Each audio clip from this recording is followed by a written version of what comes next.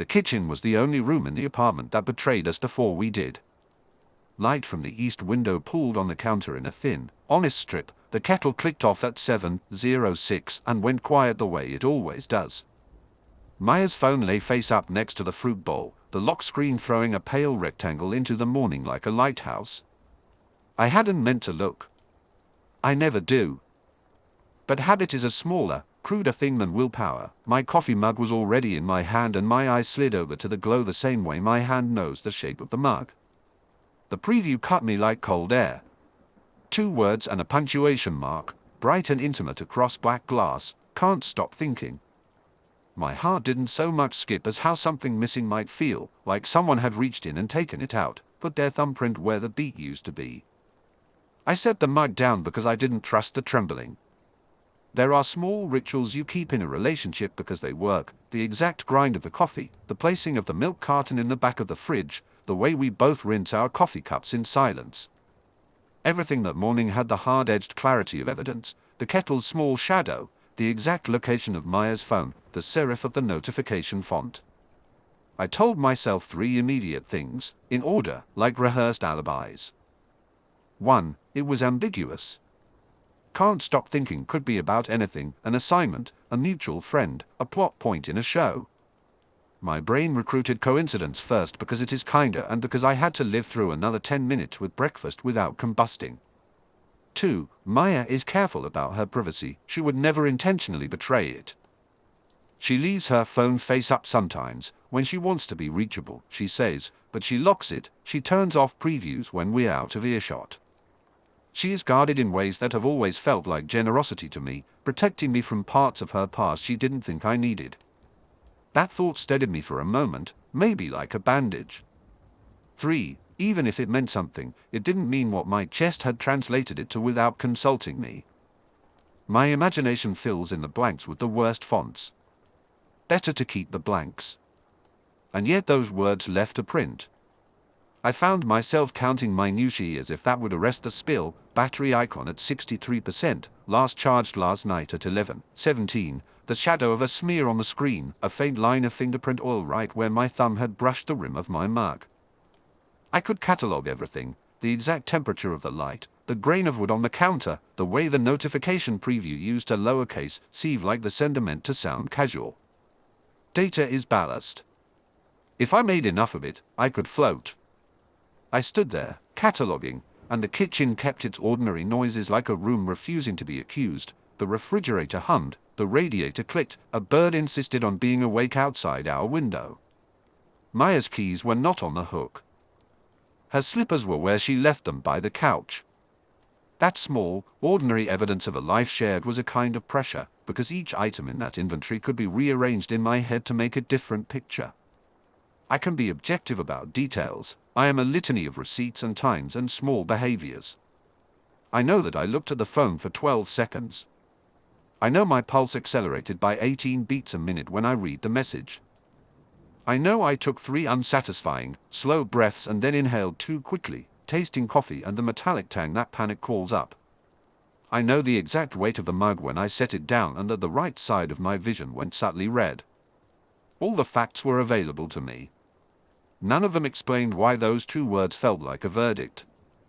I considered walking away, returning to the bedroom and pretending I hadn't seen anything. That would be honest to the version of myself that likes the tidy arc of denial. If I ignore it, maybe it will be nothing. I considered waiting until Myers woke up naturally, letting conversation unspool under daylight and routine. I also considered, with a clarity that unsettled me, flipping the phone over, unlocking it with the method we agreed on the night we moved in. We never used the same passwords anymore. She had a pattern she only let me see once, and opening the thread like tearing a band-aid. Curiosity and fear have a different ratio in a man who believes in honesty. The belief doesn't always prevent the impulse to look. I touched the edge of the phone with my thumb as if to test whether it was hot. The screen left a faint, oily crescent where my skin met glass. The small print on the lock screen, the carrier name, the date, sat unaffected, but the preview sat there unblinking. I imagined what unlocking would be, a line of names, a timestamp, a voice that was not mine. I imagined being the person who had to reconcile those names with the life we were planning, a move, a lease renewal, a trip next month we had been excited about. I made a list in my head of possible conversations and rehearsed the first 2 sentences until they sounded theatrical. I wasn't rational. My mind bucked between furious, injured, and analytical, like a court stenographer trying to report a crime committed by the very person who had taught it to write. I told myself stories to occupy the space between the notification and the action. I measured the space under my thumbprint on the screen and rehearsed how I would ask, softly, or angry, or deliberately calm. Then my thumb hovered over the phone as if the glass had magnetic properties. The morning held its breath with me. I pressed. I told myself, out loud, that I was being ridiculous. The kitchen was the kind of small and bright that makes you believe in ordinary things: white subway tile, an herb pot with 1 valiant basil leaf, a stained ceramic mug that had been mine since college and refused to break. Sun came in through the window at an angle that caught the coffee and turned it into a dark, cold mirror. I left it on the counter because I was already late for work. I left Maya's phone face down next to the sugar jar because we leave each other's things where the day needs them. I told myself all the safe stories while I paced, half asleep, brain misreading a word, an old group chat resurfacing as a notification, an innocuous professional ping. Anything other than the knot that started low in my sternum and ratcheted up into a roar behind my teeth. The preview had been a single line, a sliver of language that didn't belong to the morning. I had seen it before I was fully awake: haze, coffee, the fan going. You learn to ignore 1,000 tiny things living with someone. The trick is not to invent patterns where none exist. I tried the trick. Maybe it was a joke between old friends. Maybe it was actually about a movie or a shifted deadline. Maybe I was making a story out of a thumbnail. I told myself, again, that there were rules. We share passwords for utilities and streaming. We keep a running shopping list in notes. There were small, permissible crossings in a long relationship: a coffee mug here, a password there. I believed in honesty as a muscle. You flex it and then you get lazy and you forget to mention the stupid things. I told myself I had no right to rifle through her private life because she didn't rifle through mine, and that was a balance we kept. And then I put my hand on the phone. It was warm from where she'd set it down and the screen was dark, a black beetle. For a stupid, logical second I thought of a glitch, maybe the glove box light effect or the way a screen catches a shadow. My thumb left a greasy arc. I tapped to wake it. Face down, you can see the faint halo of a notification without unlocking, a line of text, a name and the first 3 or 4 letters of whatever had been hurried out at 2 a.m. The preview that had woken me fully the first time now sat in the middle of my vision, sharper than anything I'd told myself to see. I hesitated because hesitation buys narrative. I told myself that if I didn't look, I'd be preserved in ignorance. That was an ancient, cowardly calculus I've repeated before: it's easier to be wrong than to be the one who breaks things. Then I swore, quietly, that if I was going to live in cynicism I would at least be honest about why, and I unlocked the phone. It was unlocked. Not because I had a right to it, because she'd left it unlocked, because of trust or exhaustion or whatever combination of reasons people use to explain laziness, and it obeyed my thumb like it recognized home. The lock screen dissolved into her wallpaper, a photo of us at a street fair 2 summers ago, her head on my shoulder, both of us drunk on lemonade and sun. For a second the image steadied me. 2 years of shared shoulders and shared groceries is not a flimsy thing. Then the Messages app opened and there it was, a thread title in the list, bolded as unread. Riley. I didn't know how to file that name cleanly. Rileys could be any person. It could be a colleague, a cousin with a neutral name, a childhood best friend who sent memes at midnight. In the same breath, the name also carried the freight I'd been trying not to let into the house: the ex who showed up in stories, the friend whose jokes Maya flattened with inside smiles, whose name she'd always deflect around when I asked. A stray adjective had been attached to him in the back of my head for years: luminous, dangerous, magnetic. I had shelved it because we had a 5-year history and a 2-year lease, and because we were, by most accounts, careful with each other.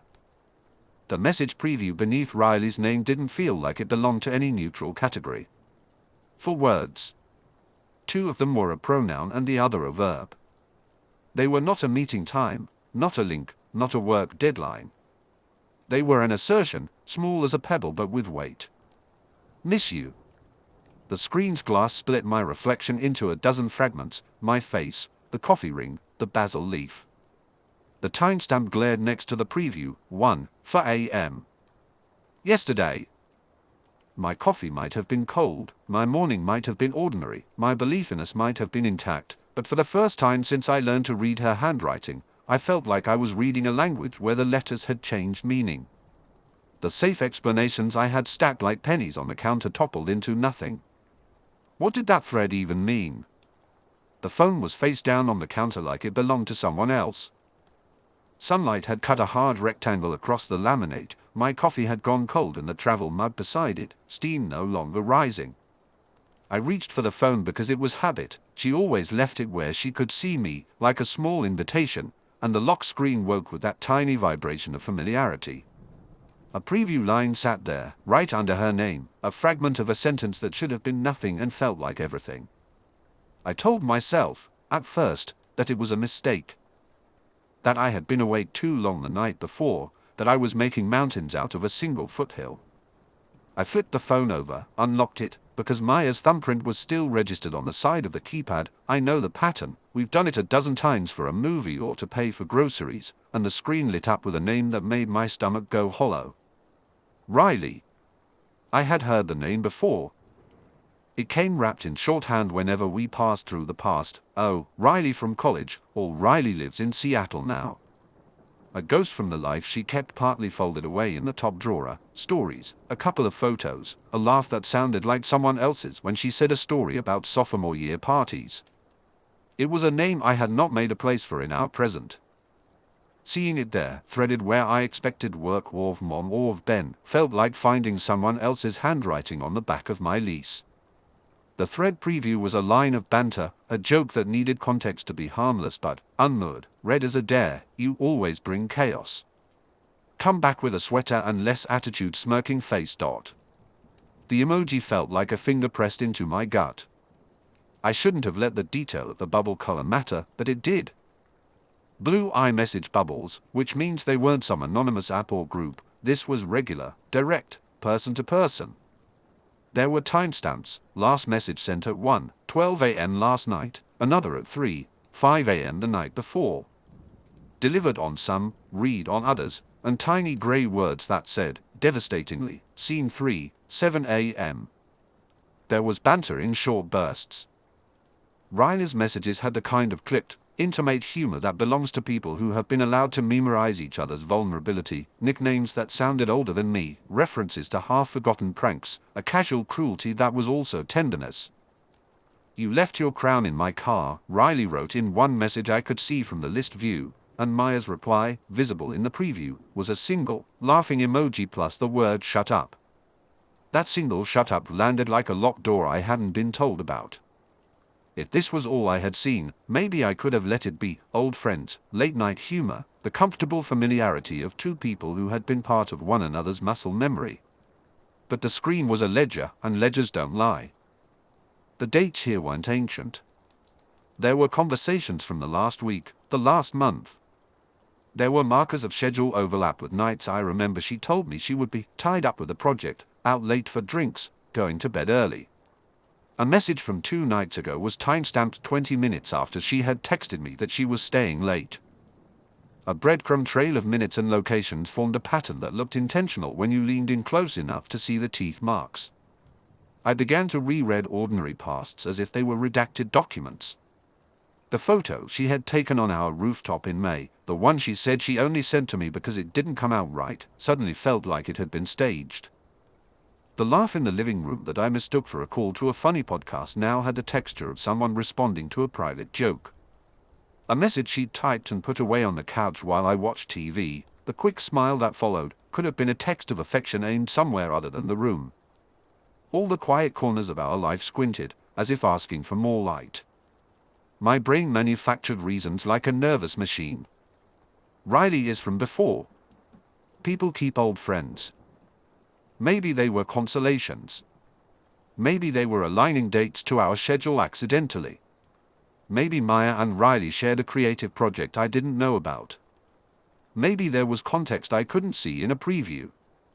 But each plausible explanation folded under the weight of what was plainly there: ease, tone, the proximity of the messages, the casualness with which they addressed each other.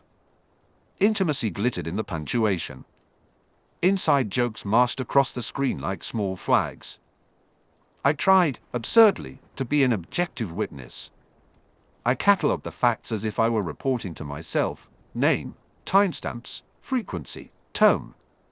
I noticed the small things: the use of a pet name I had never heard her use at home, the way Riley's messages leaned on teasing critiques that read like permission to be tender. It wasn't a single line. It was a cadence. It was history being continued in the present without an invitation. The worst part wasn't the possibility of a different life, it was the idea that, while we were planning a future that might involve an engagement ring or a move, there were parallel threads where she still practiced intimacy. That thought was a red flag I couldn't ignore. If this was happening in the open on her lock screen, what else had been tucked into the margins of our days? What conversations had I consented to be invisible? What meetings had I assumed were work? If I was seeing this, what else had I missed hiding in plain sight? My thumb hovered. The rational part of me, the part that likes receipts, who files tax returns at night and keeps a list of all the aisles in the supermarket, whispered that I could close it, let the label be a name and nothing more. The rest of me, the part that has learned to be honest because it's the only way to breathe, bent forward and did the thing I promised I wouldn't. I tapped the thread. I spent the afternoon like a person trying to stave off a leak with paper towels. I wrote explanations on napkins, in the Notes app, on the back of an old receipt for sushi, anything that made the shape of the world fit the way it did that morning. Work colleague. Old friend. Therapist. Roommate. Someone who needed help with a car. Someone who'd had a rough patch and texted at 2 in the morning because they couldn't sleep. I catalogued them like inventory: plausible, slightly uncomfortable, defensible, unlikely. The phone sat face down beside the list. I had it placed there on purpose, like a wound I was pretending not to look at. When I did glance, the lock screen showed 24 new messages from the email app and a weather alert, and, lower and smaller, the notification that had turned my breakfast into an autopsy, the preview line I'd seen that morning, the one that felt like a single hair unfurling from the seam of everything. I told myself the preview was fragmentary, that a line taken out of context is a lie in half sentences. I told myself that until I no longer believed what I was telling myself. I tried to rig the facts into forms that made sense. The message thread title was Riley. Riley was common, I reminded myself, the kind of name I should have assumed meant nothing. Maybe it was a co-worker at the non-profit Maya volunteered at on Saturdays. Maybe it was a cousin with a bad relationship and a better phone. Maybe it was a handle for a group chat that included a dozen people and never meant anything more than inside jokes and gifs. Maybe somebody else named Riley had emailed her about a dog-sitting task. The napkin grew a small town of hypotheses: municipal, domestic, professional. My brain, though, kept pulling at the seams of those hypotheses the way you test a knot to see if it will give. The timestamps were the first thing I couldn't fold into neat shapes. The messages came late, mostly between 11:30 p.m. and 1 a.m. That could be a million harmless things. Night shift emails. Long-distance time zones. Sleepers who get their energy when the world sleeps. But the dates clustered, too, on Thursdays and the occasional Sunday. Thursdays were the nights Maya said her class ran late or the office had a social hour. Sundays were the nights she sometimes took to herself, she said, to read or to catch up on freelance editing. Then there were the little indicators that felt like marginalia in a contract. Short replies, quick emojis, nicknames I recognized when my head wanted to recognize anything. She was private with her phone, that was part of how we had always been. I had learned early to leave her room when she texted, to not hover. I had loved that about her because it felt like trust exercised quietly. Now it read like a clause I hadn't understood. I made categories: benign, logistical, emotional. Beneath benign I wrote work colleague, old friend, same name mix-up. Beneath logistical I wrote carve help lend an item errands. Beneath emotional I wrote confidant x intimacy. Each category had a column of evidence and an equal column of questions. Why those hours? Why those jokes that read like private currency? Why season-specific meetups that aligned with the date she had told me she was out? Some of the questions had timestamps next to them. At 2:11 p.m. I scrolled through the call log again and noted a series of outgoing calls with no entries from Riley. At 3:07 I opened our shared calendar to see if there were events I had missed.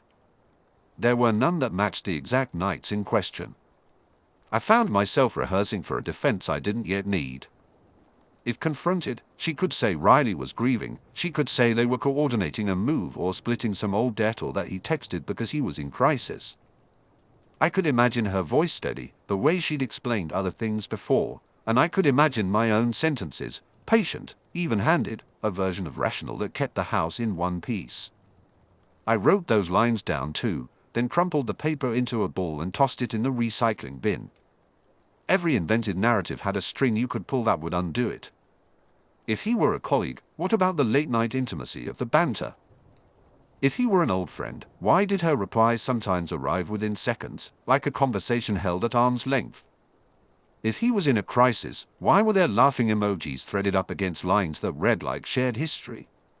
I replayed old nights, entire evenings I had cast as small weather systems, a fight, a makeup, a quiet dinner, and found new clouds over them. A joke she'd made at a bar now looked like a code. A nickname she'd used on vacation felt like a marker. The past rearranged itself the way a city does after an earthquake, the same streets, but slightly askew. Ben texted mid-afternoon, more to check in than to advise. I typed to him in a way that sounded calm. He sent a currency of breathing space, don't jump, gather facts, don't accuse from a cliff. He didn't know about the thread title, didn't know the specific language of the messages. The space he offered was a luxury I could not afford and a discipline I wasn't sure I wanted to practice. It feels cowardly to avoid a reckoning, he wrote, and he wasn't wrong. I kept making lists until the house looked like a planning session, sticky notes trailing like breadcrumb doubts. By 5, the light in the kitchen had shifted to the flat grey of late winter and my lists had the softness of plaster models, good from afar, brittle close up.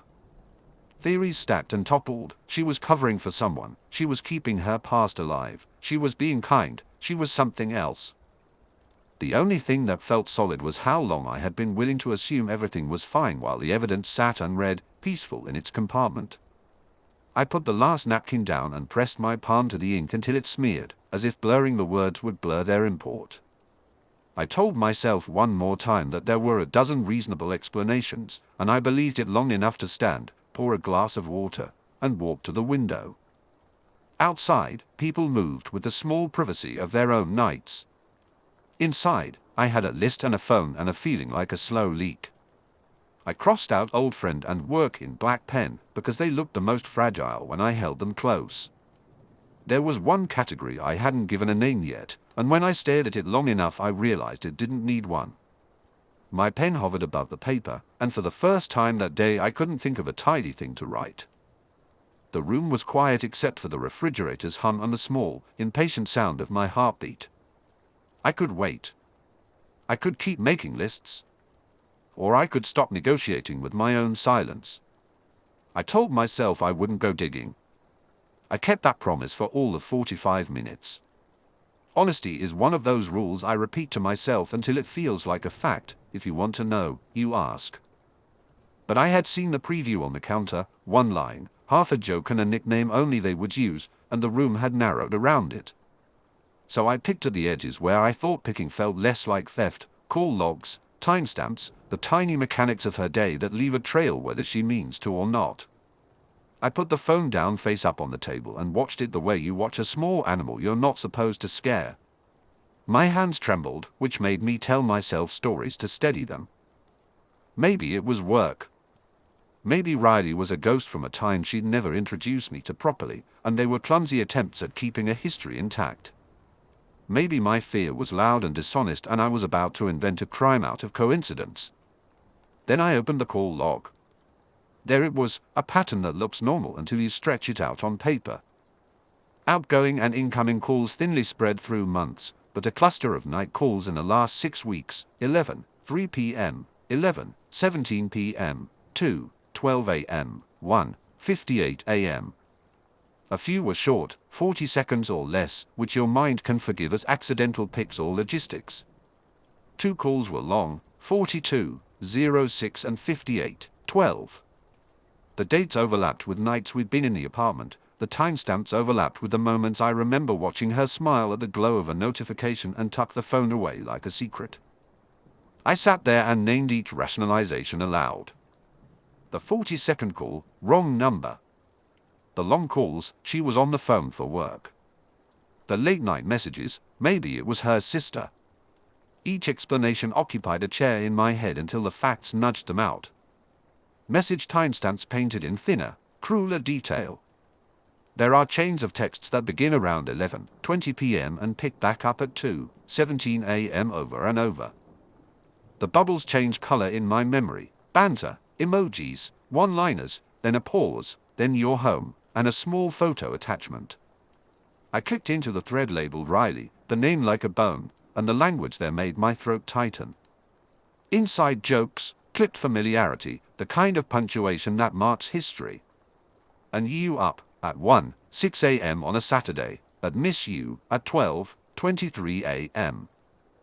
On a night we had argued about moving boxes, a string of voice notes that are anonymous lines when listed in a log but in playback a laughter and the familiar cadence of someone who used to share the same rooms. These are the things you can explain away a while. Then the photos, small thumbnails with timestamps. Once taken on nights when she said she was at a friend's apartment or babysitting nieces, a blurry shot of a street sign at 22:58, a dim selfie at 23:03 where the background is a bar we sometimes pass on the way home. When I open the image details, there are location tags. GPS coordinates anchoring those pixels to places that aren't the places she told me she'd been. Location data is honest in a way conversation isn't. It doesn't apologize. I mapped it, which is a ridiculous thing to do, and somehow comforting because maps make chance look deliberate.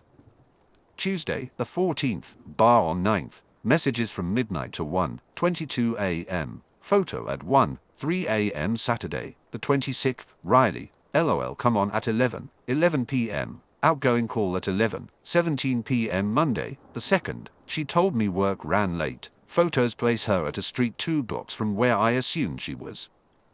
The same curve of locations kept repeating. The same time window kept appearing.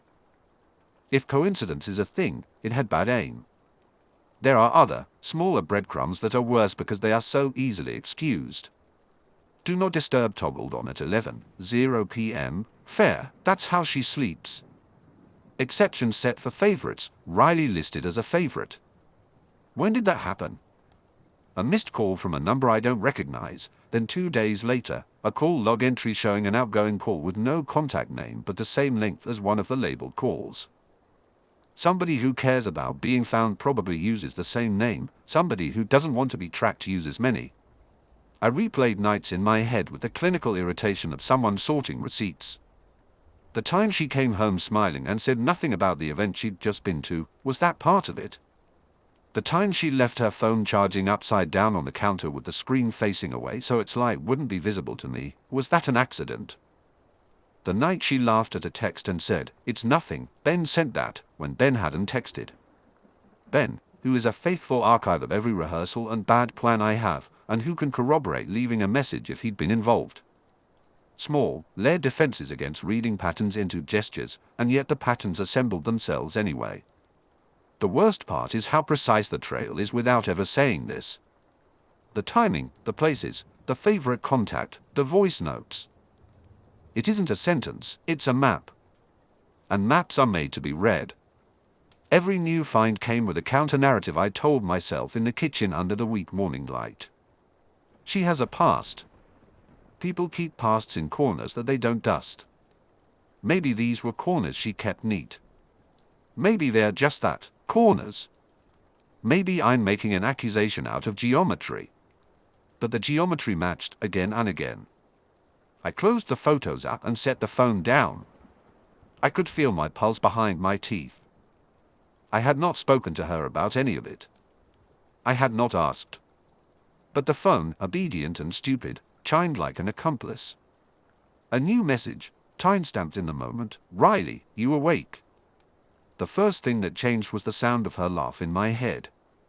It used to be a punctuation mark, easy, bright, the sort of thing that stopped whatever I was doing and made whatever I was doing better. Now, when I read the old messages, that laugh reads like a signal. Timing matters. Tone matters. Context is the grammar that makes every sentence honest or deceitful. I sat at the kitchen table with the phone flat on the wood, the screen a cold rectangle of light.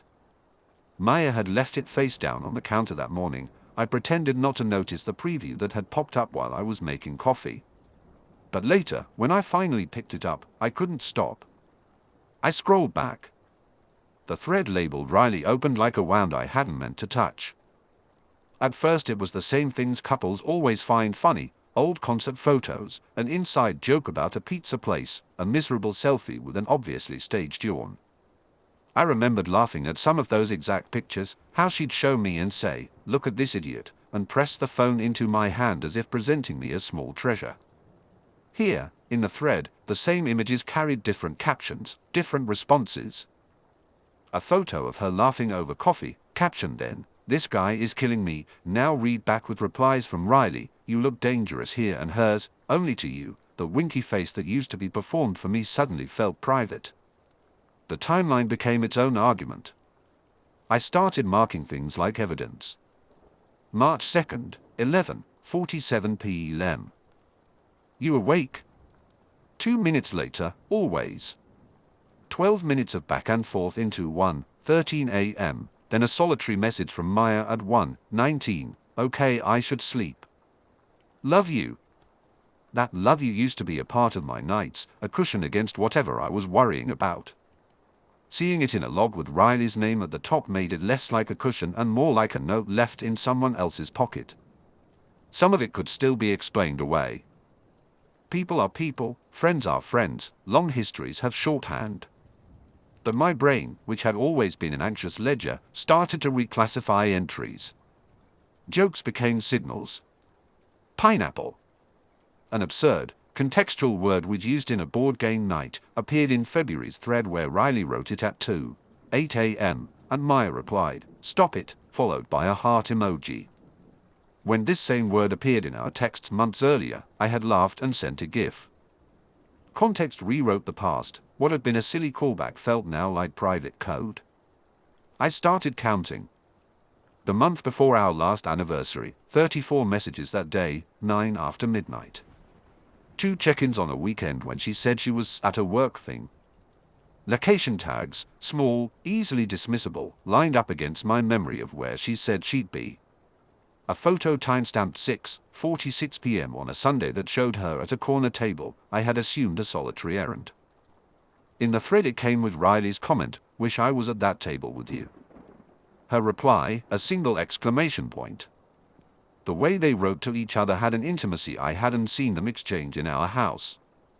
Pet names I didn't recognize. Nicknames I hadn't been given. Worse was how the old fights were recast. I remembered the Tuesday we didn't speak for 2 days, a stupid argument about dishes that expanded into something colder. I remembered her sitting in the doorway, saying, "We need a break." I had pored over my apology for hours afterward until I could recite it for Ben like a script. In the Riley thread, at 11:03 p.m. On that Tuesday, Riley sent, "How are you holding up?" She answered at 11:12, breathing. Later that night, 1:34 a.m., a string of messages that read like consolation: "He's an idiot, you're not alone, call me if you want to talk." The consolation that had soothed her away from me, in real time, read like company offered in the dark. And then there were the small betrayals that felt larger because of how specific they were, read receipts that showed messages opened and left unanswered for hours, the neatness of her grammar when texting him versus the lazy, affectionate punctuation she used with me. The way she would send me articles and sign-offs like "see you later" but send Riley late-night photos of her hair, the phone angled in the mirror, captioned "do I look crazy," as if looking for permission. I kept telling myself alternatives. Maybe he was the old friend who knew her in a way I couldn't pretend to. Maybe our relationship had always allowed for other intimacies. Maybe I was being jealous, needy, over-literal. I write these as options because I have to. They are the strategies I use to keep from feeling like an intruder in my own life. But if a joke between them is actually an arrangement of signals, what else in our history is merely signposting? Retroactive reinterpretation is an ugly kind of math. You take existing data, words, photos, timestamps, and run a new formula over it. The output is different. A line I once read as play becomes proof of something else. The variables we used to call harmless resolve into a pattern: frequent, intimate, late. The more I read, the more the easy parts of my memory began to stack into a pattern that didn't include me as the primary audience. I catalogued the minor things, like receipts. April 5th, 2 missed notifications from Riley at 10:02 p.m., 10:21 p.m.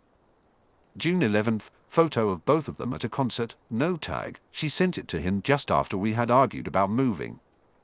Details like these are small, but they assemble themselves into larger silhouettes. I had believed in the continuity of our past, apologizes, reconciliations, the ordinary rituals that stitch a relationship together.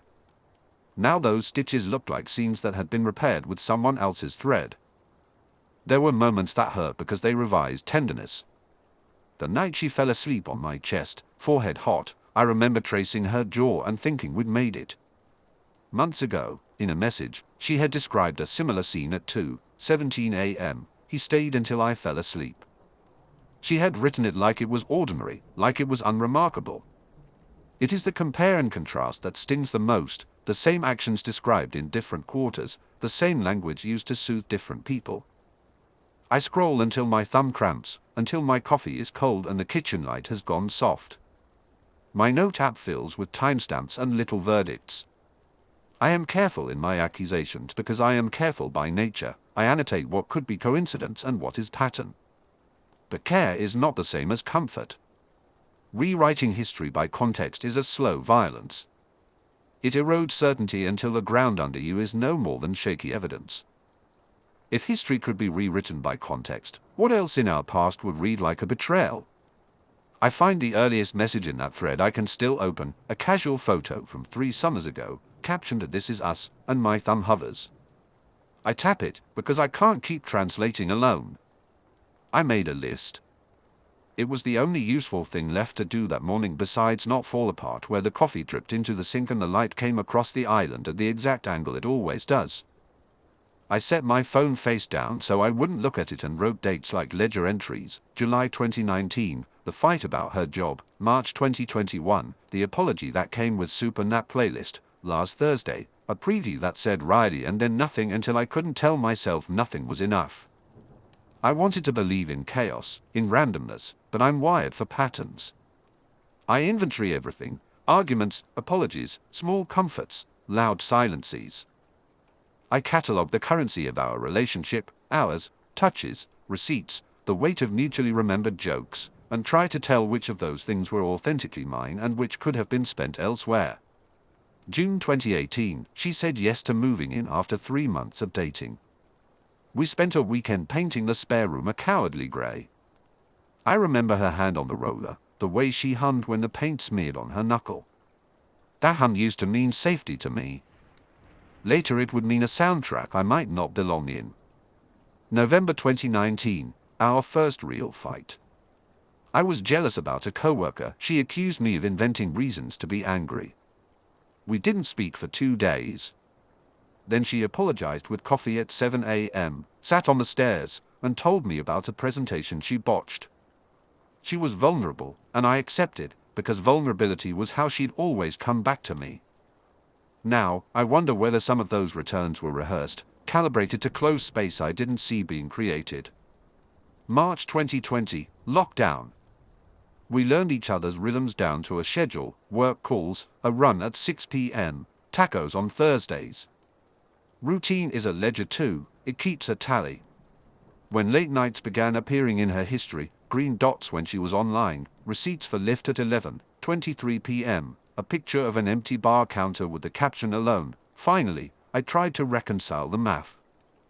Could loneliness that's shared with you be something else when chronicled in a different place? There are smaller entries, the apology post argument where she left a note in the laundry basket because she knew I'd find it before work, the night she came home at 2 a.m. from a friend's place and fell asleep curled against me, the way she always warmed my hand when the oven timer went off. These are not grand gestures but deposits. If she was spending affection elsewhere, what was she withdrawing from me? Was there an overdraft I had missed? I flipped through my memory like a bank statement, each line a different kind of evidence. I admit, when I do this work I am clinical. I list timestamps in my head, 11:02 p.m. Texts that came 3 minutes after she fell asleep and yet had blue bubbles, locations checked into neighborhoods I barely knew, the way her phone's face-down posture on the counter was a small ritual of privacy she guarded. She always said phones are private. I always trusted her. I recorded both truths. Every apology takes on a double meaning now. The soup she made after I yelled about my mother? Was it for me or to fill time until a text could be sent unseen? The playlist she compiled for us the week we talked about moving? Was it a bridge or another way to share a moment with someone who already had its full measure? I can still hear the cadence of her voice saying, "It's just Riley, we're old friends." I can also see the thread header and the way their banter slid from playful to intimate in paragraphs punctuated by heart emojis. Context is always kind to the storyteller. I'm trying to be fair, but I'm also afraid of my own generosity. I make space for my failures. I count the nights I left early for work calls and the mornings I was distracted, the times I said we'll talk about it later and then didn't. I know my omissions have a cost. Love doesn't vanish overnight because someone texts you, it frays because one person keeps giving and the other starts accepting comfort in ways you didn't foresee. I need to know whether I failed us or whether someone else was quietly opening a savings account against my balance. Some memories rearrange themselves when you look at them through the new light. The time she refused to take my phone during a party, saying, "I want to live in the moment," I used to call romantic. Now it reads like a protective clause. The afternoon she said she was meeting a study group, college nostalgia, and came back smelling like aftershave, I had forgiven as clumsy men in a co-working space. Forgiveness is a currency too, and I begin to see how I may have been laundering moments into absolution. There's a ledger entry I can't forget, last month, when we fought about whether to buy the condo. We sat at this table for 4 hours, paper spread between us. She was decisive then, an advocate for risk. She argued about investment and future. Her hands kept finding mine across the contract until I let her lead. I wonder now if the decisiveness was toward a shared future or if she was skillful at managing both hers and someone else's. The line between being loved and being chosen blurs until it's unreadable. I don't want to inventory to punish, I want clarity. It's why I write dates and small details, to find a pattern or a crack.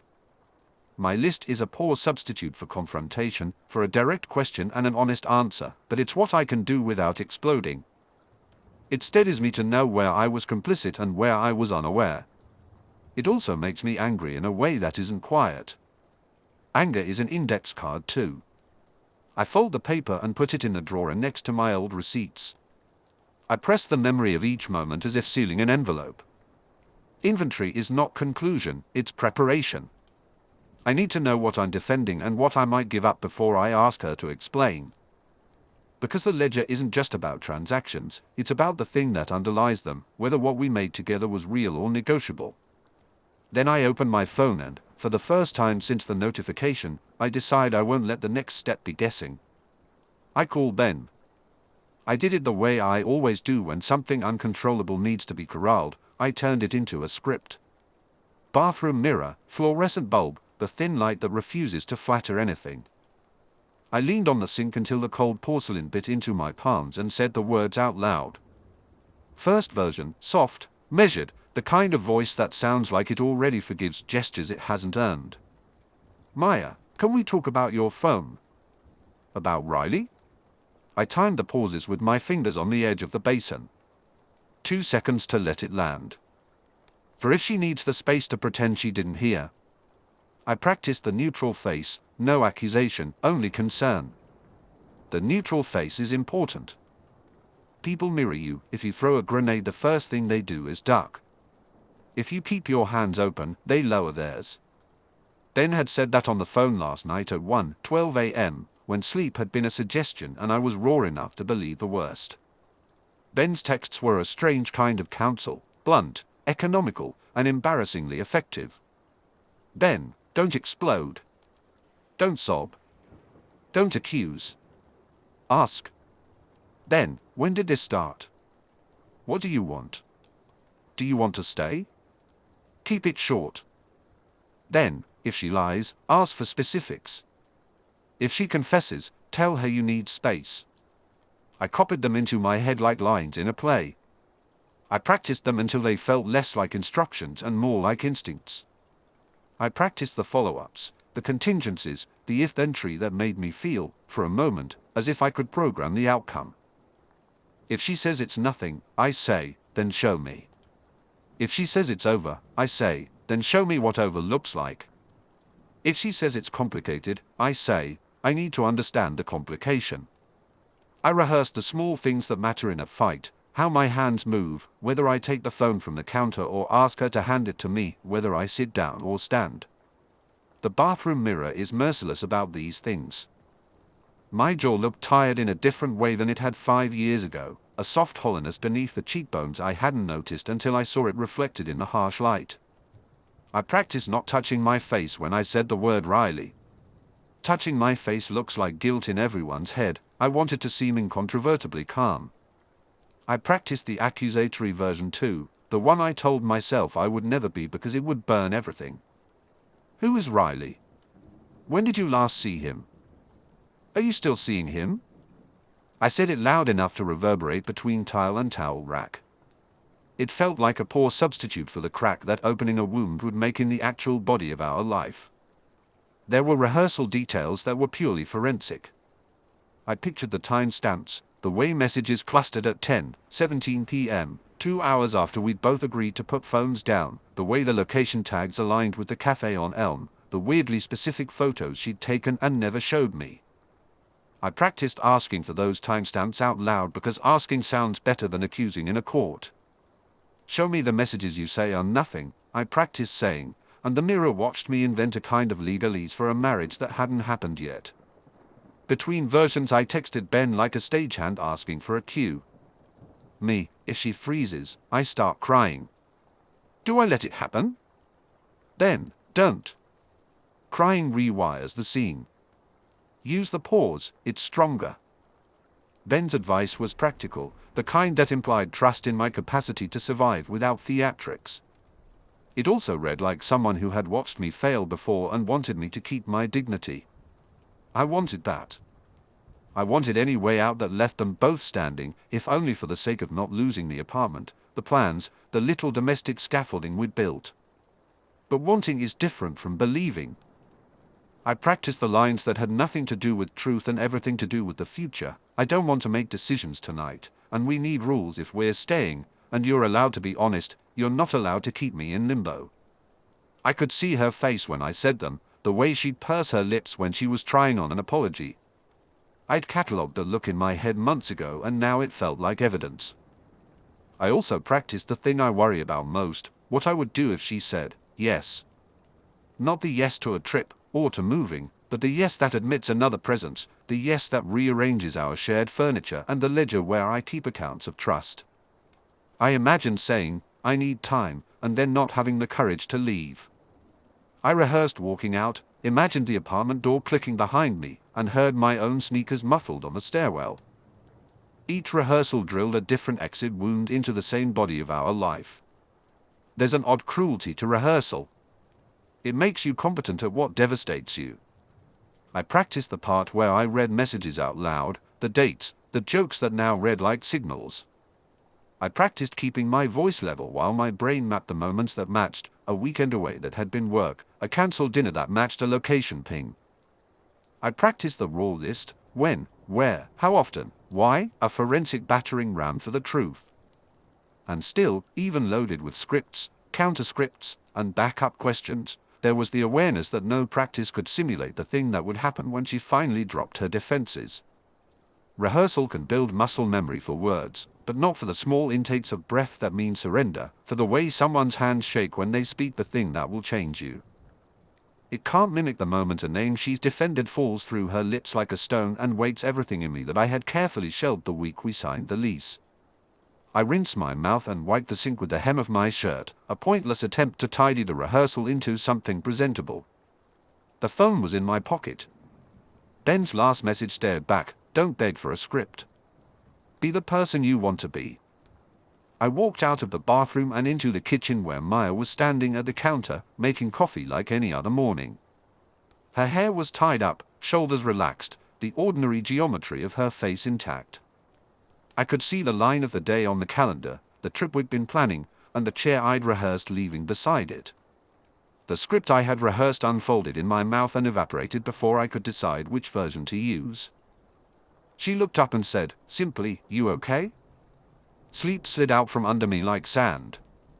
1 minute there was the thin film of it, the kind you can pretend is rest, the next it was gone and all that remained were details, small, sharp, unavoidable. I started counting them like evidence, the coffee receipt folded into the pocket of her coat from April 12th, 2 hashes on the total line, timestamp 2:07 p.m., the server name smooshed into the corner. The calendar entry she'd added then deleted the same week, lunch, with a single question mark. Her texts to me that week were generous and immediate, photos of a dog we both liked, jokes about rent, the sort of warm, steady banter that becomes a domestic scaffolding, and when I match timestamps I can see now the thin wedge of new messages appearing elsewhere, at 1:13 p.m., 3:02 p.m., messages that began and ended in a different rhythm. There was a pattern to how my mind assembled them. A schedule change, she'd cancelled her Friday pottery class for something labeled work errand, then posted later about an unexpected dinner with colleagues. The way she held her phone, flat down on the kitchen counter most of the night, screen facing the wood, thumb tracing the light scars on the grain when she thought I wasn't watching. The notification preview I'd seen that morning, a single line that lodged in my throat, "Wish you were here."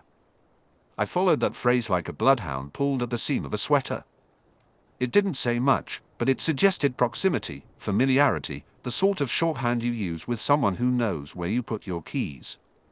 I invented harmless maps for all of it. Old friend, I told myself. Someone from before me who was consolation when we were apart, companion for an awkward early 30s life. Work thing. Emotional support, platonic late-night banter. Ben sent me suggestions by text at 11, ask first. Calm. Don't accuse. And his words were helpful in the way antiseptic is helpful. They cleaned and they also made everything smell like a hospital. I typed scripts to myself and to him, versions I could use in daylight that wouldn't explode the furniture. Rehearsal is a poor substitute for truth, but it's serviceable when you're trying to sleep. Only the little things refused my scripts. Her coat smelled faintly of a cologne she's never worn and we don't own. There was a photo on her phone, one she'd sent me in passing last month, a cropped picture of a bar's dim back corner, the kind of image you take to say remember this. She'd sent it with an inside joke I hadn't been part of. I replayed the joke until it lost meaning and then I tried to see whether it had hidden meanings. The sound of her laughter during a movie last Tuesday, the timing of it, folded itself into the archive under suspicion. I could pick at these things until the night broke. My mind kept returning to the thread name I'd seen earlier. Riley. The word rests in the center of my chest now like a coin I can't swallow. It's an ordinary name, my age, the voice on the other end no longer present. But then I would remember the screen's light on the counter, the way she'd flipped her phone face down as if away meant safe, or private, or both. Private is a soft word that contains a bite. She had always been private about pieces of her past. We had boundaries that we'd agreed upon, spoken and unspoken, and I told myself until my tongue went numb that boundaries could include friends with old histories. but the receipts and deletions and the bar photograph migrated from peripheral to central in my thinking until everything else was an interpretation trying to match that small hard fact. I tried to catalog the cost of action versus inaction. Inaction would mean learning to live with a background hum of uncertainty for the next months, anniversary plans, talk of moving in together permanently, the possibility we'd sign a lease that anchored us both in a future that looked, suddenly, like a house of cards. I could tell myself we would negotiate trust later, keep everything polite and functional, accept partial truths. It would be quieter, and perhaps less damaging in the immediate term. The cost there was a slow erosion, 1,000 tiny second guessings, and I could feel how corrosive that would be after a few months of forced optimism. Action would be violent and immediate. Wake her now, take my own hands into the problem, demand the light. It would risk humiliation, it would risk revelations that would fracture what we'd built. It would also, possibly, maybe, at a long stretch, be the only way to get out of this grinding limbo. The calculus was not moral arithmetic so much as cost-benefit analysis with your heart as the ledger. Which hurt less? Which made me more honest with myself and with her? At 3:00 a.m. my phone flattened itself against the bedside table like a sleeping animal. There were no new messages. I lay there, feeling the room as though it were a photograph with a crease through it. I counted until the numbers lost shape. My breath became the metronome of choices. 3 o'clock felt like a hinge. I realized that staying inside the uncertainty would calcify it into something I could not pretend away. If I wanted either clarity or an end, I was the one who had to tip the first tile. I was tired of being a spectator to my own life, tallying receipts for proof. The truth would cost either of us, but not knowing would cost both. I swung my legs over the bed. The house was the same house it had been that morning, the cups drying in the rack, the little dent in the couch where we both liked to sit. Maya slept herself deep and oblivious on the other side of the blanket, a face I had loved in pieces and which I now scrutinized as though clues might be embedded there. I put on my shoes. I walked to the kitchen. Her phone was still where she always left it. I touched it. Then I turned and went back to the bedroom and woke her. I chose to confront her directly, because rehearsed speeches felt like rehearsed betrayals. I had spent the last week running lines with Ben, different openings, different tempos, the practiced coldness of a man who wants to be in control, then erased them all in the hallway and decided to speak with the tremor that had been living in my chest since I saw that preview on the counter. Honesty, even jagged and inefficient, felt like the only honest currency left. The doorknob was colder than I expected. My hand remembered the rhythm of unlocking this door after work, the soft click of deadbolt and the tiny exhale that always came when I knew she was home. Today the exhale didn't come. I paused with my hand on the knob and catalogued the apartment in a way I never had before, the kettle on the stove, the tea tin with the lid askew, Maya's keys on the hook with the dented keychain she got in college.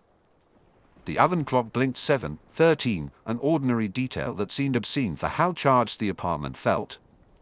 She was on the couch, exactly where she always was when she read, nestled into that corner, one leg tucked beneath her, hair falling over her shoulder. A mug half full of tea steamed faintly on the coffee table, and the couch cushion had the familiar indentation of someone who settles in for an evening. Her phone lay face down beside the mug, the camera lens catching a stray glint of light like an accusation. She looked up when I came in the doorway. For a second her face was the placid mask I had known for 5 years, then it rearranged itself into something I couldn't read. Not angry. Not guilty. Not blank. Something in between, like a book held closed with both hands. I could feel the rehearsed lines evaporate. All the versions I'd tried with Ben, calm and measured, explosive and disbelieving, quietly precise with receipts and timestamps, felt suddenly performative. I wanted none of that.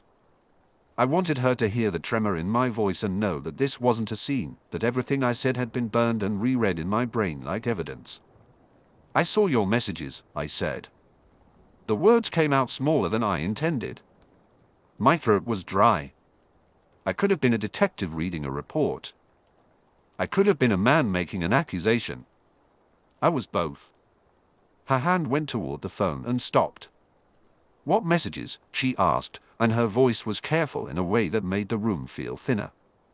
The one that popped up on the counter this morning, I said.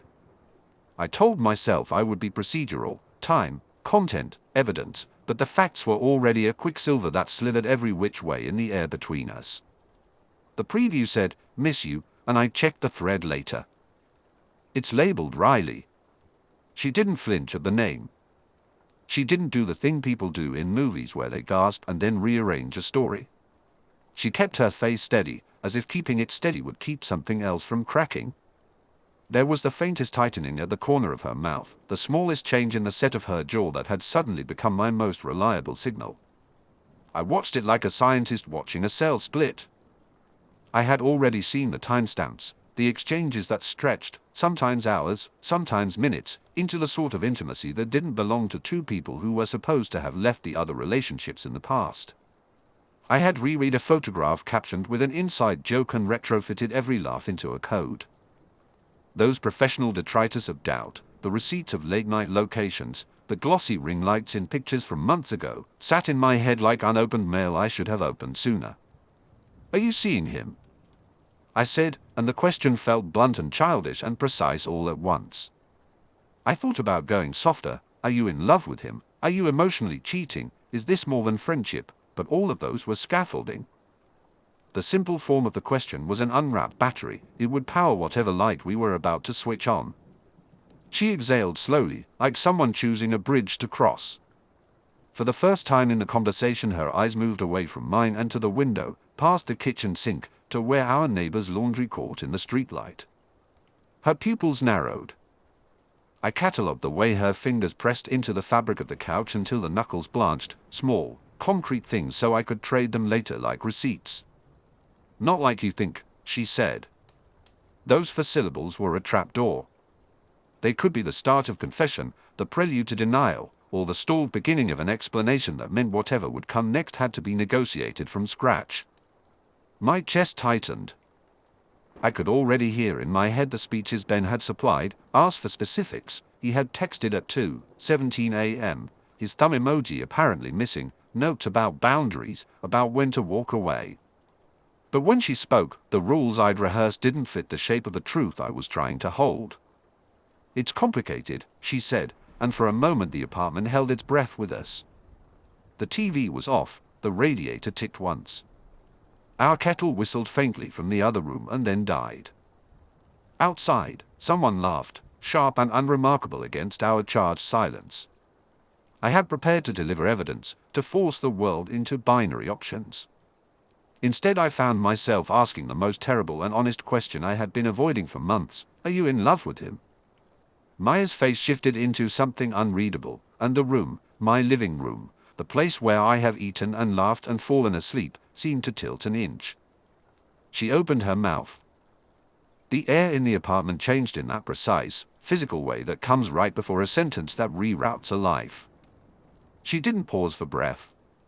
The sentences tumbled out the way a dam gives up when you find the fracture, fast, messy, an uneven rush of denials, qualifiers, and apologies. I remember the way the light from the window caught the ridge of her cheek when she turned toward me. I remember the last piece of toast on the counter, forgotten, sliding off the plate as if even the kitchen couldn't hold still. I remember thinking I'd catalog everything later, because cataloging is how I kept my head. For the moment I just listened. "No, Ethan. It's not what you think," she said first, the familiar opening line that had once calmed me after smaller storms. "Riley's. He's from before you. We were close then, but that doesn't mean..." She stopped as though the word affair were a live wire. Her hand found the back of a chair, her knuckles blanched. She told me Riley had been a constant in her life during a time when she felt untethered, after grad school, when she was moving apartments and picking up shifts and didn't sleep well. "We messaged because he knew the city," she said. "We texted about logistics, sometimes late. He was there when I had to move at 3 a.m. Nobody else did that." The first denials fit into shapes I could recognize: logistics, favors, nostalgic affection. They made sense. They smelled like ordinary explanations, and I almost believed them. But then the words went sideways. Sometimes it wasn't just logistics, she said, and the voice she used for confessions, quiet, admitting, cut through the neat pile I was trying to build. There were nights I texted him because I was lonely. There were messages I didn't tell you about because I was embarrassed. Not because I wanted to hide him from you, but because I didn't want my past to fracture what we have now. She apologized. I said sorry a dozen times, the sorry of someone who knows the contours of the hurt they've caused but is still fumbling for the map. She said she hadn't slept with him, he never, and the pause that followed felt like the hinge of the whole argument. Her eyes searched my face for belief and came up short. I thought it was just closure, she continued. Riley would say things, stupid, like, you know me, miss you, and I'd answer back because those were the words we used back then. It was habit, not intention. The words that fit slid into place against the evidence I had already stacked in my head, the notification preview, the thread name Riley, the late timestamps that could be read as nothing or as a rhythm I wasn't part of. I wanted to accept that it was habit. I wanted the neatness of it. I wanted her to be simple in the way I needed her to be. But she kept talking, and the details she offered were small and contained contradictions. We met once 2 months ago, she said. We had coffee. It was nothing awkward. I told him we couldn't do this. I told him I'm with you. The phrase we met once clashed with a string of messages dated over weeks, sometimes hours apart. I felt my mouth go dry, the way it does when an equation refuses to balance. Why didn't you tell me? I asked. It wasn't the sex I asked about. In my head the permutations had already enumerated themselves. I wanted motive, not modality. Because I was ashamed, she said simply. Because I didn't know how to explain that some parts of my life were still unfinished. Because I was afraid you'd see those messages and think I'm different now. I wasn't honest, Ethan. I get that. I'm sorry. She reached for excuses and logic both. She showed me, haltingly, that some messages were from different phases, some from months ago when she'd been alone after a bad break, some from an argument they had patched, some from nights when they traded stupid jokes at 2 in the morning. She pointed to one message on the kitchen counter where Riley had written, "Can we talk tomorrow?" and said, "That's him being concerned." That's not necessarily. Not necessarily what? I asked, and heard the brittle edge in my own voice. Not necessarily romantic, she said.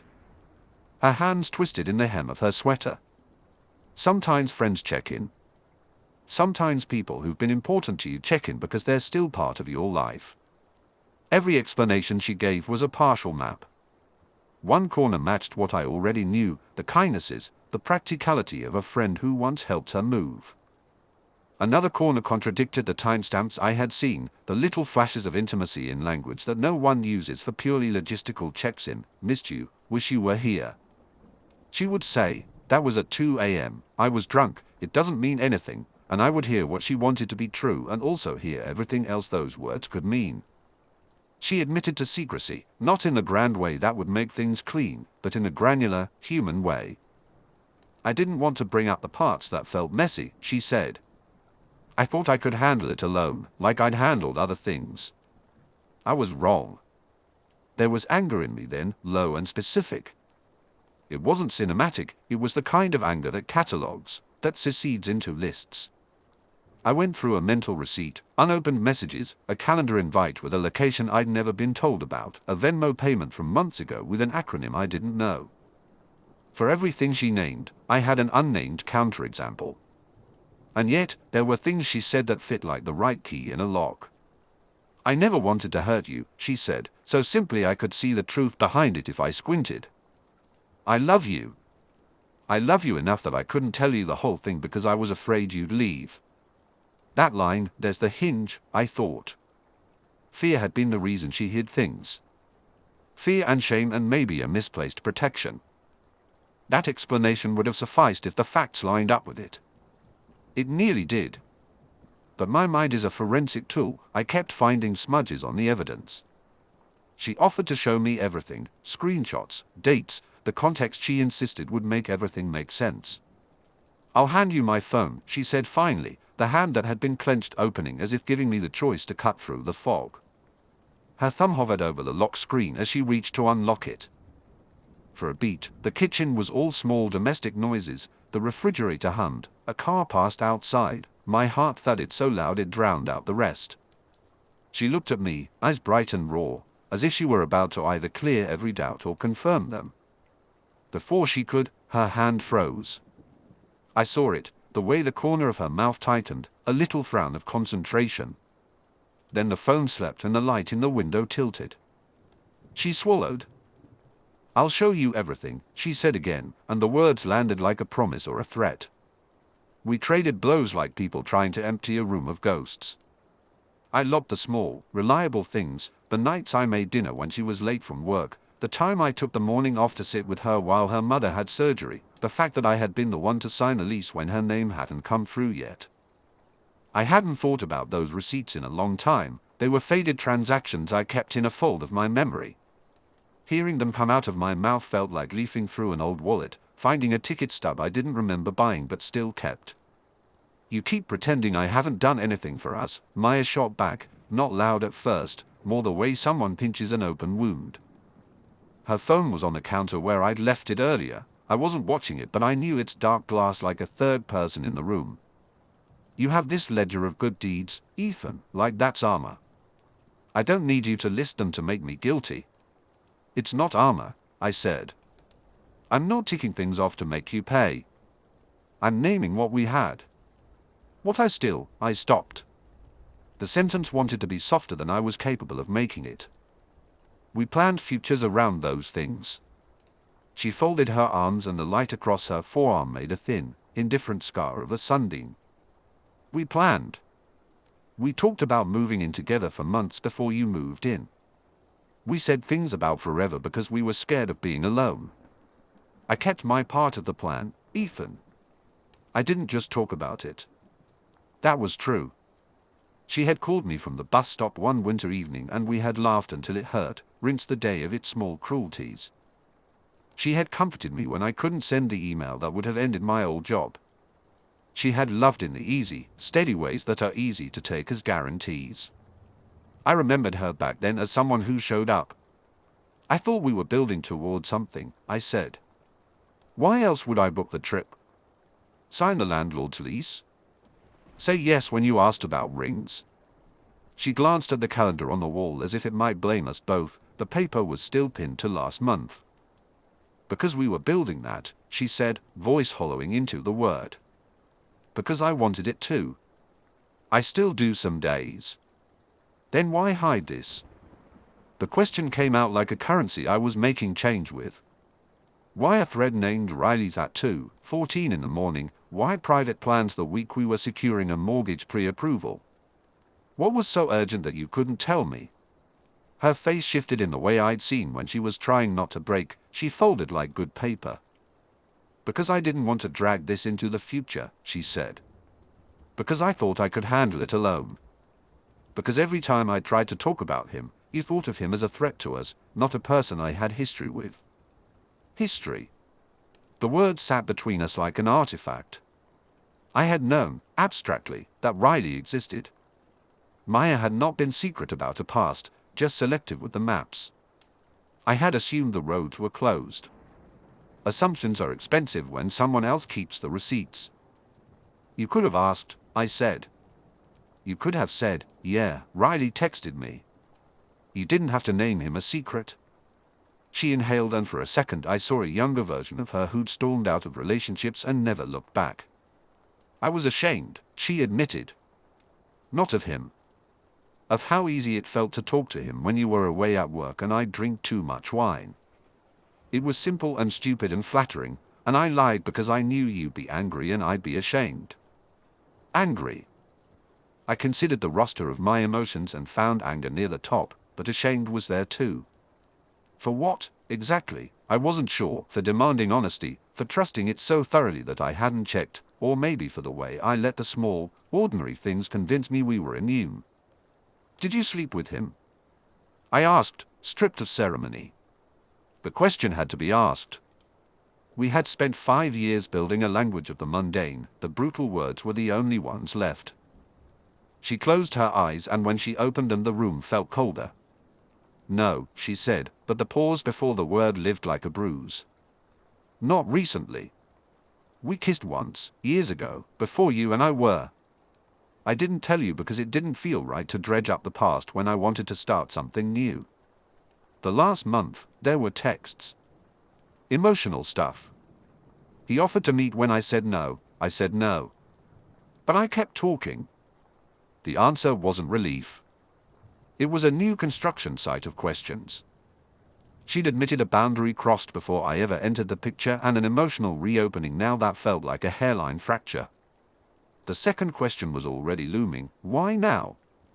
Why come back? Why reach out at all? I asked. We were talking about a move, about rings, about the trip to Lisbon. Why'd he come back into the margins of our life now? Her hands trembled. She reached for something and then didn't. Because I was scared, she said finally. She sounded tired in a way that wasn't performance. Because I saw the apartment listings and it made me think about how permanently I'm tied to another person. Because you were coming home later and seeming different. Because Riley sent a picture he knew would get to me, not a big deal if I hadn't been half asleep and lonely. It wasn't an orchestrated thing, Ethan. It was a small, stupid thing that became a soft place to land. Soft places, I thought, are often where people discover they used to sleep alone. Her confession had a geometry to it, not a straight line of betrayal, but a curve that pulled at their shared life. I catalogued it as precisely as I could, dates, tones, half-remembered jokes that now read like semaphore. I could feel the old memories being reinterpreted in real time, the anniversary dinner she smiled through, the weekday I'd come home to find her already asleep on the couch, all of it got a new caption. You could have told me the first time he texted, I said. You could have put it on the table and let us deal with it like grown people. I know, she whispered. I'm sorry. I don't have a better answer than that. I thought I could contain it. We moved in smaller circles then, each accusation ricocheting into a catalogue of smaller, older sins. I found myself defending the nights when I had chosen them, the ways I'd bent my life to hers, not because I wanted to score points but because naming the investment felt like proof that the life we'd designed had not been a lie. She defended choices she regretted with the same raw honesty she used at the dentist, apologies framed like procedural facts. I never meant to hurt you, she said. If I could take it back, I would. But why keep it secret when we keep planning? I asked again, like hammering a nail a little deeper. Why now? Why not when it was easy? Her silence thickened, and for the first time in the conversation she looked really small, and the room, our kitchen, with 2 mugs in the sink and a plant looking a little thirsty, felt like the rim of an ocean. I don't know, she said. Maybe because I was afraid that telling you would make me the person who ruined the plan. Maybe because I wanted to believe I could stop it before it mattered. I wanted the definitive answer. Had the lines crossed into something irremediable, and what sudden gravity had pulled them back into orbit now? She had given me fragments, not whole sentences. Before I could demand the rest, my thoughts were interrupted by a sound, a sharp, small buzz I knew too well. The notification cut through whatever volume we'd built and sounded absurdly ordinary, the little glass ping of a new message, like a neighbor dropping a cup on the other side of a wall. For a second I thought of every time I told myself not to listen, not to look for proof, to leave the house where truth could be tidy. Then it vibrated again against the wood of the counter, 3 short, insistent shakes, and the room narrowed to the length of that sound. Her phone lay face down, where she always left it when we ate, as if that small ritual were insurance against distraction. During the argument it had been a third body on the table, shoulders rising and falling with ours. She reached for it and let it go, her fingers bumped it but didn't pick it up. When the notification tone came this time she flinched, which is how I saw the betrayal before the device did. You should, I said. My voice was a dry thing. Give it to me. There are little rehearsed lines that sound better in Ben's kitchen than in the truth of your own home. He taught me the approach you take when you think you've found a technical truth: don't accuse, demand to see, record, and then, if there's smoke, don't let it burn overnight. I could hear him supplying my cadence like an earworm. But when I said it, the words felt slow, factual, surgical. This wasn't about persuasion. It was about whether a screen could rearrange what we'd spent 5 years building into stories. Maya's hand hovered as if over a hot plate. She looked at me in that way she does when she's trying to measure my anger, compassionate but careful, like she's learning my geometry again.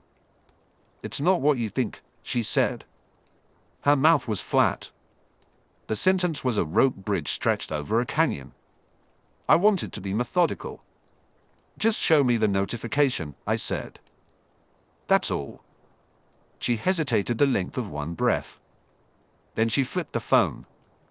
The screen woke with the bright, impersonal confidence of a witness, a text thread header I'd learned to recognize in the months of late-night reconstructions, Riley, bold type, a tiny circular thumbnail of a face I'd only ever seen in photographs. Underneath it, the preview line, voice message 0:12. Time, 1:07 a.m. last night. I felt my mouth go dry. The timestamp was small, pixel perfect, and louder than the sentence. Maya watched me watch the phone as if the act of seeing might change the image on the glass. "Let me see," I said again, quieter, and she handed it to me like you hand someone a fragile thing that could cut. The phone was warmer than I expected.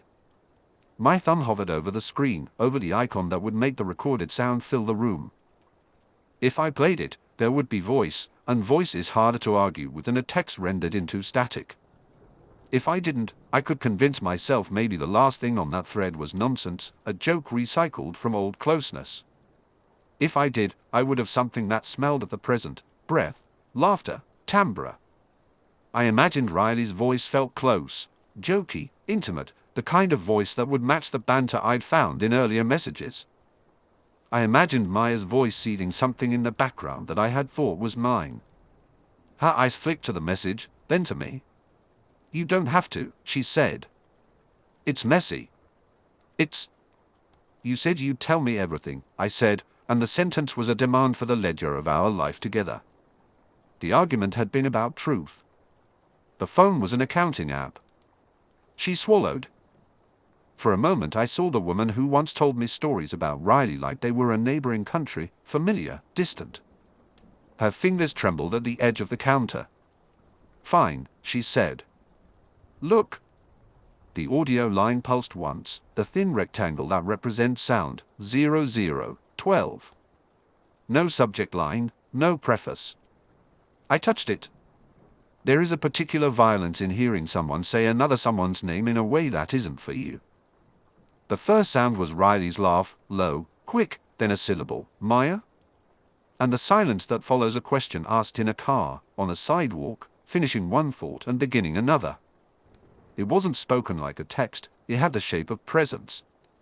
Her voice answered, and it was as close to ordinary as any small transgression can be, soft, surprised. "I'm here," she said. The way she said it, contained, a little breathless, wasn't the voice that apologizes, or that argues, it was the voice that shares a private joke. I had expected outrage. I had expected either a sharp confession that would make the geometry of the room simple, one guilty, one deceived, or a flat denial that would leave me circling for proof. What I hadn't expected was intimacy that sounded like familiarity, like a live line between 2 points I'd trusted were closed. For a second I just listened to the meter of their breathing, to a chair creak maybe, a background sound I tried to place, the tinny echo of a late-night bar, maybe? And I catalogued it like evidence, inhale, laugh, the tentativeness of the word stay, the soft click at the end as if someone had shut the recorder off. The timestamp sat on my cheek in the dark, 1:07 a.m. "Where is this from?" I asked, though the air already knew. Maya made a sound that was half sob, half laugh, the old thing I had once found endearing when it was used against something else. "We talked." "It's not," she stopped. Her hands came to her face, pulled at her hair, and for once she was not careful with her privacy. There was a collapse behind her eyes that said everything she hadn't yet allowed. I had the phone in my palm like an object at the center of war. It was indicting and inadequate, it had in it just enough to change the map, and not enough to redraw the borders to my comfort. The 12 seconds of speech sat there in my hand as if several lives had already been lived in that small audio file. What do you do with this kind of evidence? Do you use it like a weapon, a way to force a confession and extract a cleaner truth? Do you hide it, file it away like a bruise that would hurt more to expose? Or do you let it play, let the sound enter the room and rearrange the furniture of your history irrevocably? My thumb hovered over the replay. I knew, in the way that people know the color of their own teeth, that the answer would matter more than the sound itself. I'd always believed honesty was something you could legislate by habit. Now I held the override. I pressed play. The house looked smaller after. The kitchen light hummed. The mug we'd been using for tea sat on the counter with a dark ring and a lipstick-less rim, 2 cups half full on the coffee table like unfinished promises. The TV was on mute with some morning show frozen at a dumb, laughing frame. Every ordinary thing had the new texture of evidence: the newspaper folded under the remote, the grocery bag by the door, the charger cable looped like a noose. I kept expecting sound to fill the room, a radio, a dishwasher, anything to blunt how loud our silence was. We were both furniture now, positioned by the geography of argument. Maya curled one knee under her on the couch, hands tucked into the sleeve of the sweater she'd been wearing, eyes red but steady. I sat opposite in the chair that has always been my chair, the one that wedges a certain angle of posture into my back, the one whose armrest carried the dents from the night we ordered pizza and argued about nothing. My phone lay face down on the table. Earlier I'd watched a notification come in mid-sentence like a third person elbowing the room. We ignored it then. Ignoring had become an exercise in damage control. The option sat on the coffee table beside the empty cereal box like a travel brochure: leave, rebuild, limbo.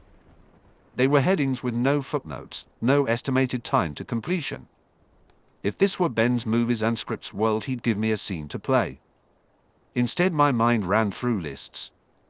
Leave, the clean geometry of a break. I'd pack a bag, take the nightstand lamp, sleep on Ben's couch for 2 weeks while we split leases and subscriptions and memories. I'd avoid the mutual acquaintances, reframe our shared calendar, change the password on the streaming account so the same queue wouldn't beckon me back. Leave would be measurable.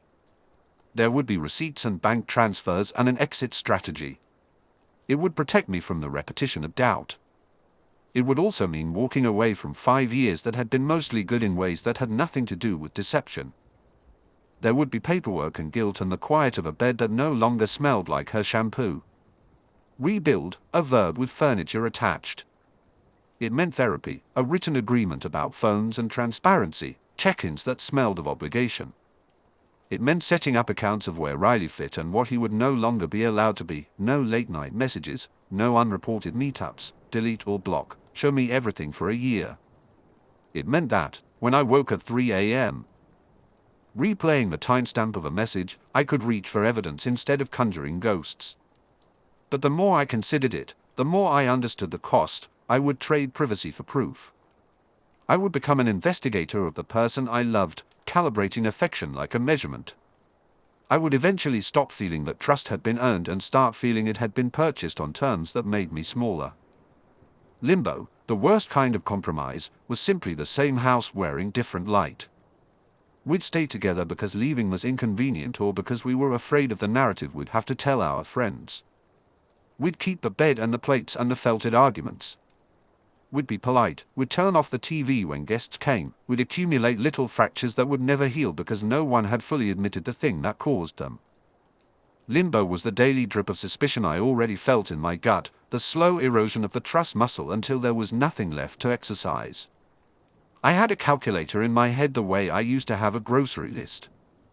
Probability of recurrence, based on frequency of the messages I had seen, divided by the number of times Maya had told me, without prompting, that the past was past. Risk equals emotional investment times opportunity, divided by transparency. None of it felt scientific. The numbers were excuses. Maya reached for the tea mug then, her fingers skimming the rim. She hadn't slept, her hair was loose at the nape, the scar of old worry lines visible when she frowned. I didn't, she started, and I watched her catch herself, watched the way she always did when a truth had edges sharp enough to cut. She offered the explanation we had rehearsed in fragments before. He'd been a safe place once. They'd kept talking. It hadn't been physical. He surfaced at bad times. She said the words that sounded like contrition. She promised things that were plausible and incomplete. I catalogued what I wanted from her in bullet points, the way we had once catalogued apartment features before signing a lease: immediate and non-negotiable, full access to messages for a month, couples therapy twice a week, no contact with Riley, an honest conversation about what kept happening. The list made me feel rational. It also made me feel juvenile. Paperwork isn't a substitute for warmth. Between the options I listed what I would risk. I would risk my dignity if I demanded surveillance. I would risk being the kind of man who cannot move on because he needs receipts. I would risk being the kind of man who left his home because the story he had written in his head could not accept an amendment. I would risk losing the person who, in smaller moons, made me laugh until I couldn't breathe. I would also risk more, the repeating pattern of late-night messages received and rationalized until rationalization became habit. I realized then that my real calculation wasn't immunity from pain, it was whether I could live with the way pain would feel in either future. The house kept speaking in small things: a spoon in the sink, a photograph of us on the mantel, the band-aid Maya wore on her thumb from something she wouldn't tell me earlier. Those little sharp things pricked at decisions I had not yet made. Time was a pressure cooker. We had plans ahead, a trip we'd started talking about, a landlord who would email about the lease, a possibility of an engagement ring sitting somewhere in the back of my mind like a latent question. Each of those was a deadline for choosing what to do with the rest of our lives. I turned the phone over in my hands, feeling its cold glass like a verdict.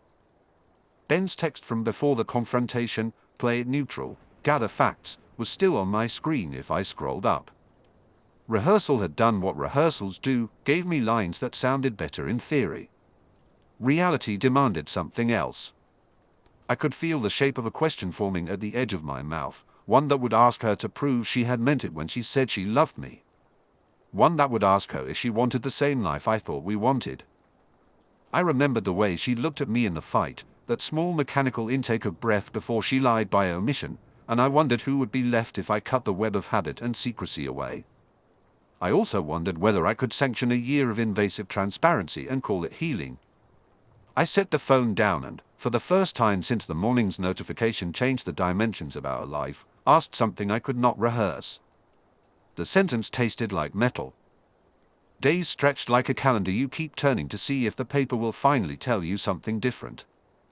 We moved through the apartment the way people move through a museum after a scandal, with polite feet and a low, necessary hush. There were rituals: coffee at 7:03, breakfast plates facing the same direction, the towel folded the same way. Those rituals used to be comfort. Now they were evidence to be examined. I started keeping a ledger in my head. Not on purpose, it was just how my mind did damage control: time, action, context. 7:03 a.m. Maya puts the kettle on. 7:05, she tilts the mug toward me so the steam carries into my face. 7:07, she asks about my meeting, genuine, or a rehearsed check-in. 7:08, she sets 2 sugar packets on the counter like she knows I forget sugar every week. Small things, tiny absolutions. I catalogued them as tests. Every reaching hand, every look across the sink became an exam administered in a quiet room I had to pass without knowing the rules. She tried to make things easy. A few mornings after the confrontation, she left her phone on the counter, screen face up. I remember the exact timestamp of the first time I noticed it: 8:12 a.m., Tuesday, because I timed the way my pulse hit against my throat when I crossed the kitchen. She was watching me with that cautious, hopeful expression people use when they're trying on new behaviors. I stood there for a minute like a clerk deciding whether to take a returned item. I picked up the phone, looked at the lock screen, a generic photo of us on the lake last summer. No messages were visible. I set the phone down, pretending not to notice the tremor in my hands. Did she mean it as a peace offering? Or was it a small, strategic compliance, the kind that makes a statement without saying a thing? The funny thing about doubt is that it eats the small truths first. Laughs were suspect. Affection was suspiciously timed. When she kissed the back of my neck as I bent over the counter, I mapped it onto the thread of messages I had seen, the snippets of humor between her and Riley that had landed like salt in an open wound. Was this, her elbow against my ribs, the warmth of her breath, an apology practiced and performed, or the spill of something that had always been true? I tried to remember how she kissed me before the messages, and the memory had become a palimpsest of versions, each layer rubbed out and replaced. We made rules the way people make soup when they're cold, a little of this, a little of that, hoping one original flavor would remain. No phones in the bedroom. Leave the devices in the kitchen when we ate. Tell the other when we were going to be late. She agreed to them all with a softness that was almost unbearably earnest. And yet I caught myself, more than once, standing by the bedroom door while she slept and wondering if those rules would hold when the night carried its own chores and urgencies.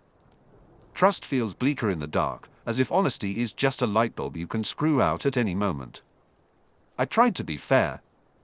I wrote lists, innocuous explanations I'd allowed myself, old friends reconnecting, the shorthand of people who'd been threaded together for years, nothing physical. I also wrote the alternative list, the one that started with the word still and ran downhill into an avalanche. Both lists were internally consistent, both contained reasonable people. But they couldn't occupy the same room without pushing at each other like tectonic plates. Sometimes she'd make small admissions that made me breathe because they sounded like the truth. I shouldn't have kept that from you, she said once, turning the mug between her palms. I know I hurt you. But other times the narrative shifted mid-sentence, explanations that fixed moments as mistakes rather than patterns, apologies that were neatly bounded and then put away. Her voice in those conversations was the most dangerous thing. It held recrimination and regret in equal measure, and I didn't know how to parse weight from sincerity. We went about domestic life as if nothing had happened until everything had.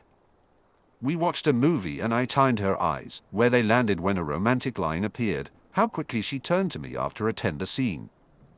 I measured the distance between us on the couch and felt a small, fruitless relief when her knee pressed against mine at the edge of a laugh.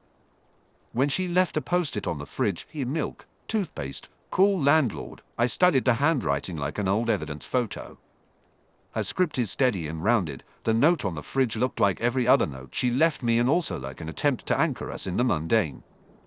Days passed.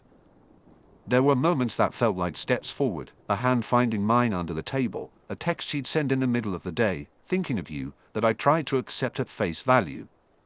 But then there were moments that felt like cardboard facades. She'd receive a message and look away, then apologize for the distance she'd shown and say she needed time. I know, I'd say, because it was the simplest truth. Because time is the only thing that might return us to some version of safety. I keep replaying the morning the whole thing began, the preview on the kitchen counter, a single line of text that rearranged my life. That line is a geography I can still find in the dark. It's the baseline sound beneath every small affection now. Some nights I tell myself that with enough transparent acts, with enough lists and rules and quiet rituals, we can rebuild. Other nights I imagine 1,000 tiny notes of the same tenor arriving over months, a slow, inexorable pattern.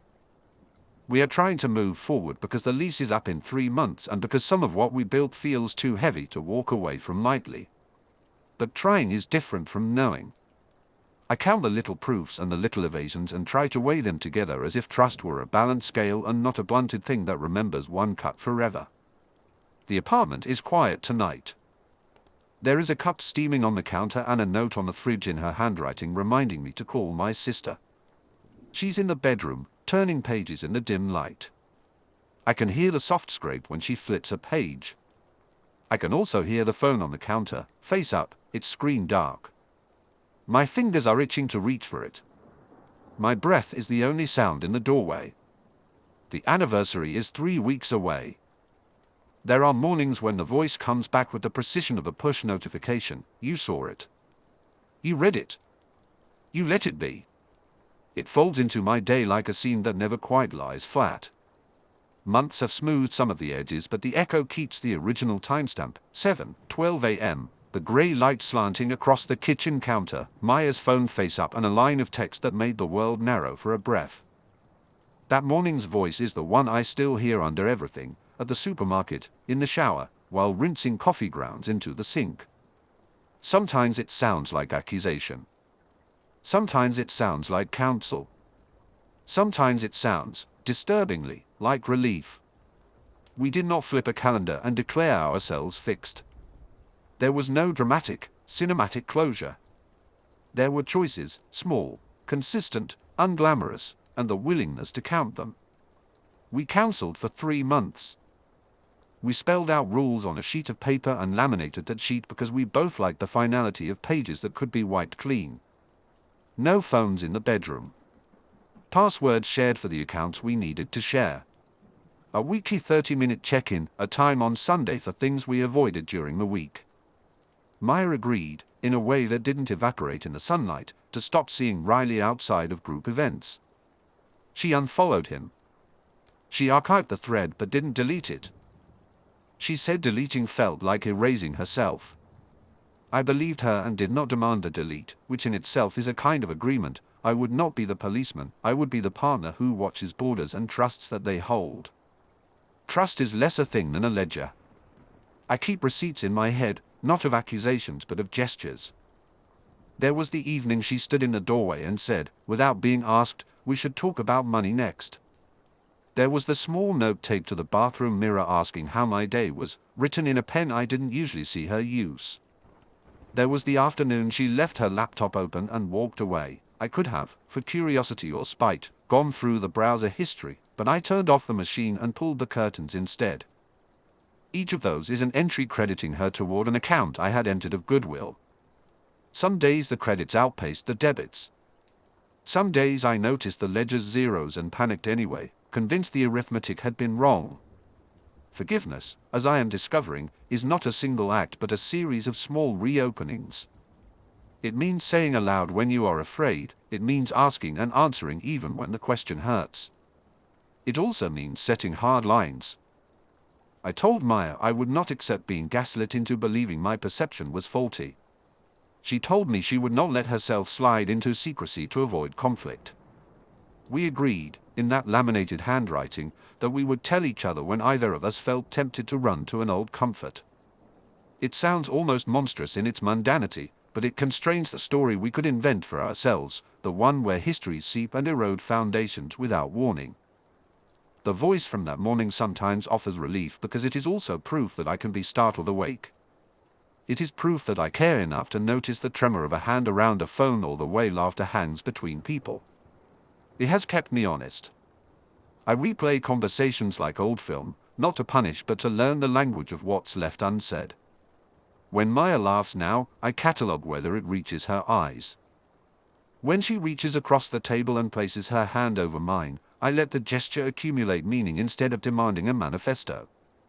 The ear becomes trained to notice nuance, the breath before a sentence, the hesitation after a name. It is forensic, and it is tender. There are nights I still rehearse confrontation like a bad monologue. I call Ben sometimes and run fragments by him. How would you say this? What if she says that?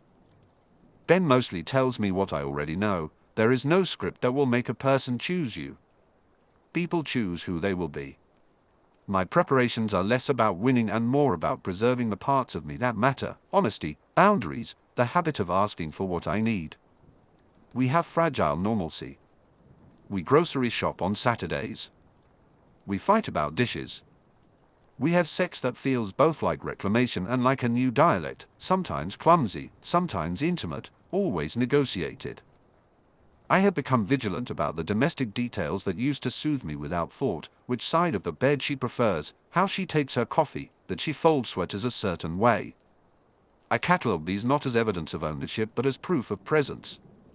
Presence is what was missing before, and presence is what I asked her for and what, imperfectly, she offers. Every now and then the old voice surfaces sharp as glass: you could have left. You should have left. There are small, dangerous pleasures in imagining an exit that rewrites the ledger in one clean chapter. But I also imagine the alternative, a life where we both learn to be better company for ourselves. There is no child, no property, no legal bond forcing this choice to be anything but voluntary. That is what makes it terrifying and, in a strange way, hopeful. If we stay, it is because we both sign up daily, not because we were shoved into a lockstep by scandal. Months later, the mornings are quieter. The phone no longer lies on the kitchen counter like a detonator, it rests in a basket by the door. When it buzzes, we both flinch less. Sometimes I pick it up and see a name that used to have a threshold quality, Riley, or some other person, and I wait, measure, and then either read or set it down. The voice doesn't command me anymore. It suggests. What matters more, the story we tell about who we were, or the choices we make about who will be next? I'm tired of narratives that justify otherwise. I keep receipts, but I mostly keep track of the actions. Stories can be rewritten, choices are written in the days you keep showing up, or the days you don't. Tonight, after I wash the last plate and she brushes past me in the hallway, I hover by the basket and feel the old reflex. The phone lights up with a new message preview. My thumb hesitates over it. The morning voice is there, patient and precise. I breathe, and then I either press open, or I don't. The decision will tell me which story we're going to tell tomorrow.